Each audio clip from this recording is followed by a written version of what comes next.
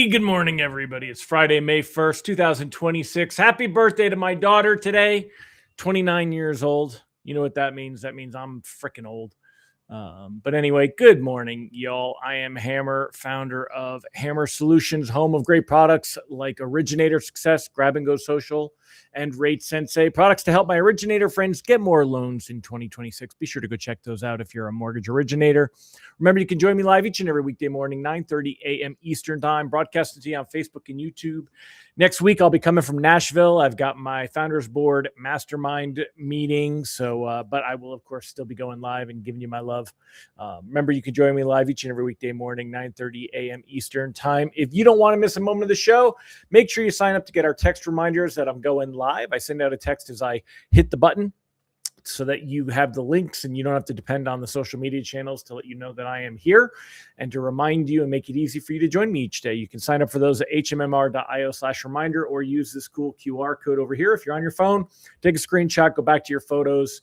You should be able to press and hold it. It should bring it up for you and work. Also, you can sign up for our written lock advice, www.ratelockadvice.com.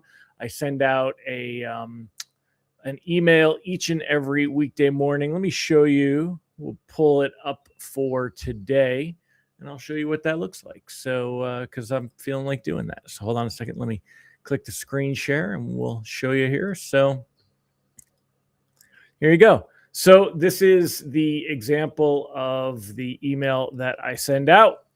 And quick recap of what happened yesterday, the rate outlook for today, and the outlook for the next 15 days, and some lock advice and outlook for 15 to 30 days and lock advice, and then longer term 30 plus days, with a little technical snapshot on where the mortgage-backed securities and 10-year treasury were at 9 a.m. That tail you're seeing belongs to Miss Sophia, who is looking for a little bit of extra attention this morning. Say hi, Miss Sophia. Zooming in. So anyway, let me stop my screen share. Let's get back to business. So how you doing there, sweetie pie? Anyway, you can also sign up for our text alerts, www.ratetextalerts.com. If you're here this morning, say good morning. I only see a handful of you on. I see Eric McDonald, Kenny Rivard, Brandy Brickler. Good morning. Nicole Semerad, Randy Tico. Giddy up, sir. Vicky McSweeney. Great to have you all here as well. So, all right, well, I'm sure more people will jump on. Let's go ahead and get started. Let me bring it all in. We'll start off with the technicals here. Take a look at the technicals. Quick recap of what happened yesterday.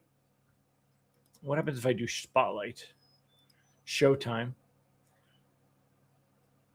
Picture in picture. Thumbnail. Let me know which one. I'm going to try this one today. Let me know which one you guys works best for your screen. So, but let's take a quick look yesterday on what happened here, and I'll refresh that while that's reloading. Let's take a look at yesterday's text alerts to kind of give us the side-by-side here. So yesterday, to start the day, we were up 23 basis points. Remember, on Wednesday, we ended up being down almost 60 basis points on the day. It was an overreaction, though, and a lot of that wasn't even due to the Fed. It was not due to Powell. His comments really didn't have anything in them. It was just kind of an overreaction. However, we said yesterday bonds rebounding more than I expected was possible. I definitely said that. I think there was more to do with end of month trades than a real reversal. Still, it'll help rate sheets. GDP came in showing economy doing well. Jobless claims dropped to the lowest in 69. Float to start, but stay alert. Still a locking bias overall, especially if bonds start to turn south. But they didn't turn south. They actually ended the day up 40 basis points, and the 10-year went from 4.40 to 4.37. So bonds rallied as oil prices dropped, leaving the door open for better pricing. We were up in about another 12 basis points. Unfortunately, you're not going to see that better pricing, though, because we lost it this morning.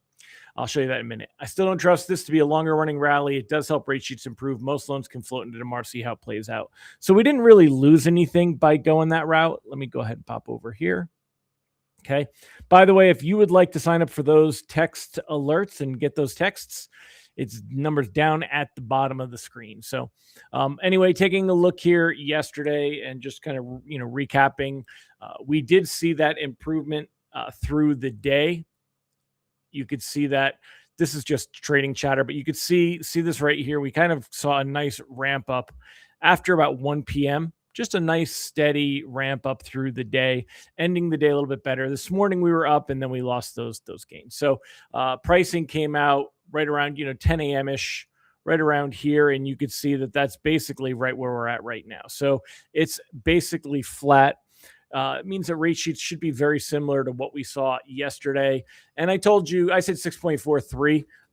So it was a smidge higher than what I anticipated, but not much. We bumped up at 6.5, and then we kind of came back down to earth yesterday, 6.45. Today should be very similar. Could see a smidge more conservative because it is a Friday, and sometimes lenders will be Friday.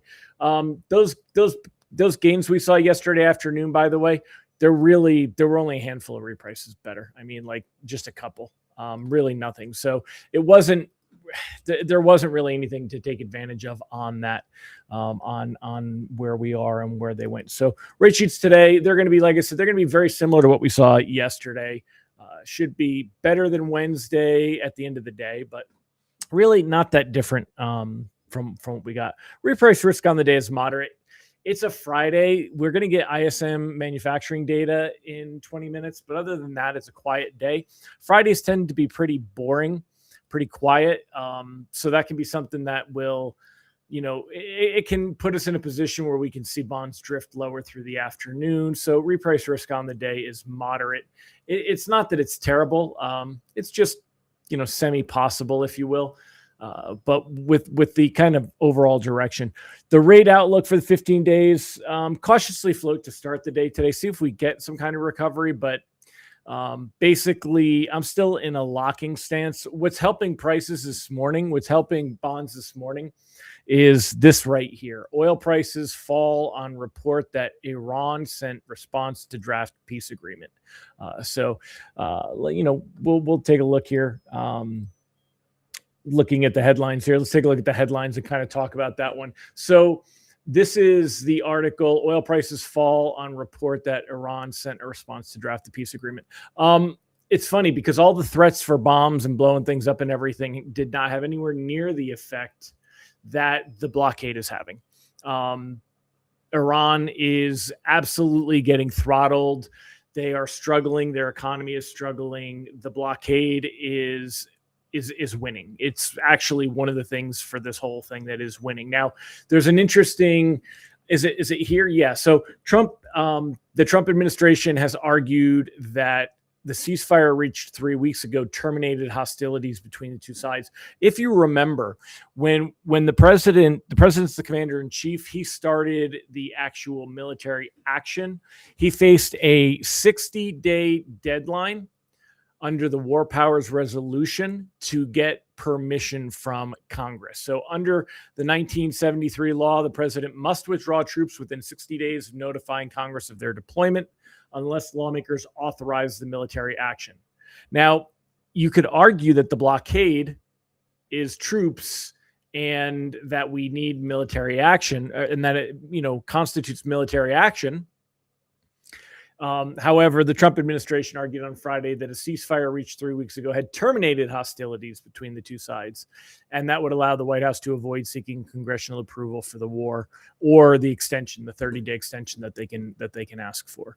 An administration official said the absence of direct fire between U.S. forces and Iran since the ceasefire was agreed to on April 7th means the 60-day clock no longer applies. Again, the reason we're talking about this, I'm not really big into the political commentary. The question is, if we were to see the blockade removed, would that speed up opening the Strait of Hormuz, which would help mortgage rates improve or not?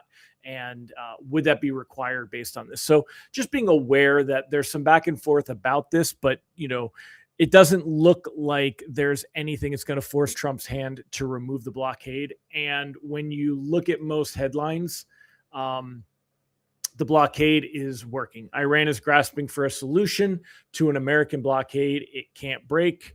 Siege reveals holes in Tehran's strategy of guerrilla warfare and controlling the Strait of Hormuz. So by throttling their ability to get oil to China is a big part of it.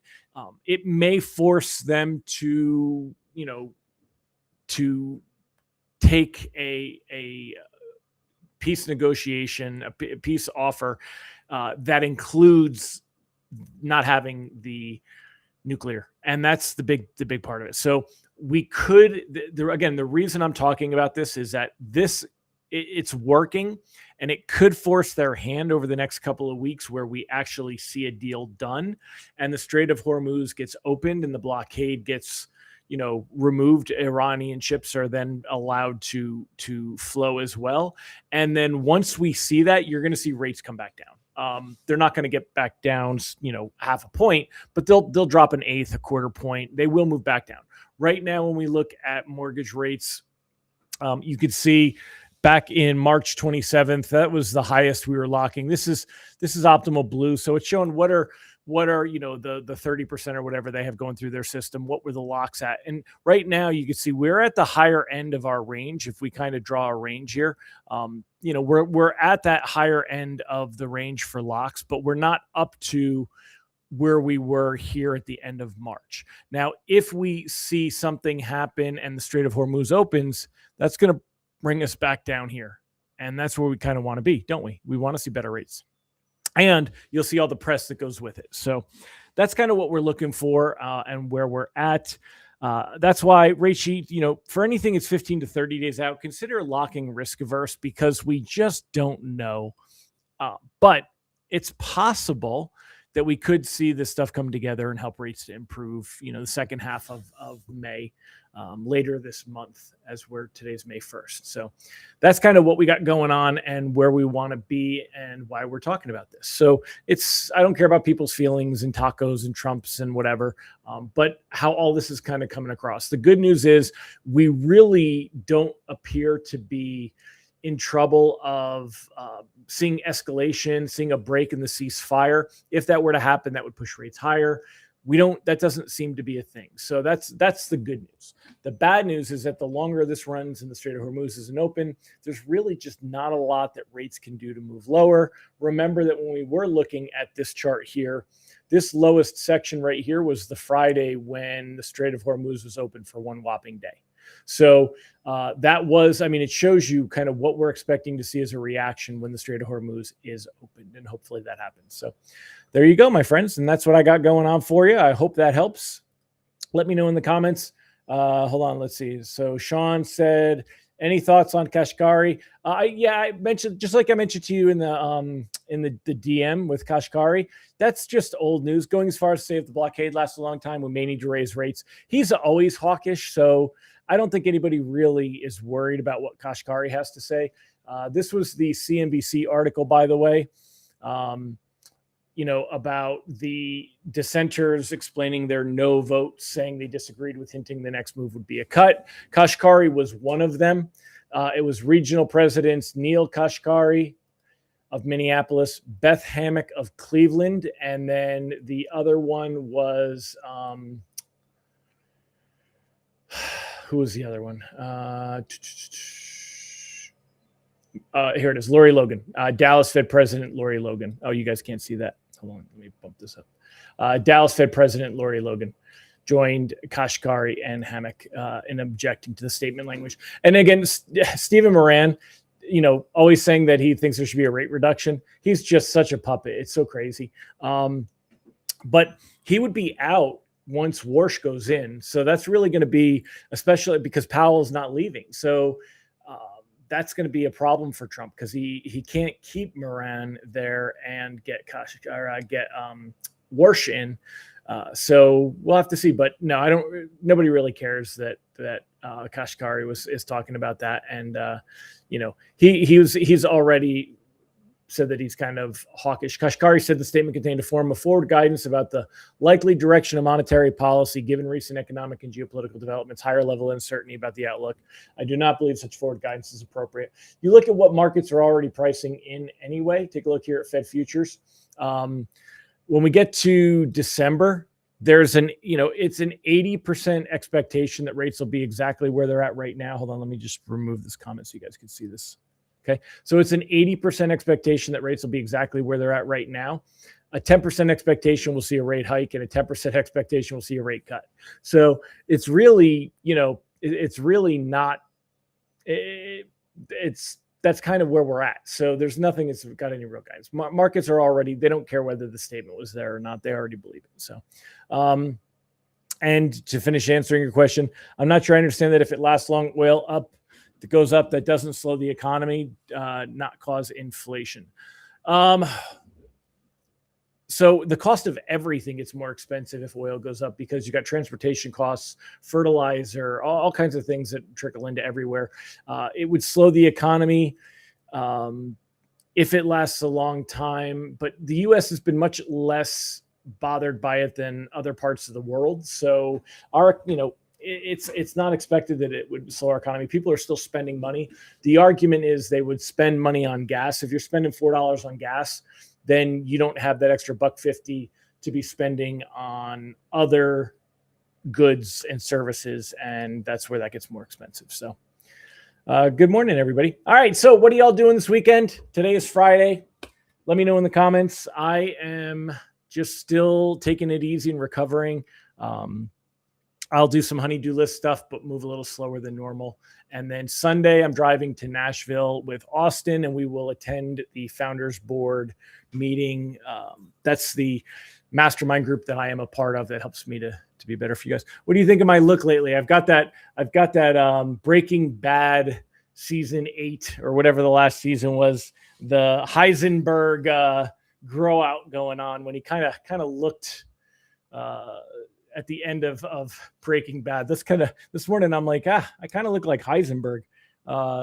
Just kind of made me laugh. But anyway, hope you all have a fantastic weekend. Let me know what you guys are doing in the comments, and I'll catch you all later. Have a great one. Bye-bye.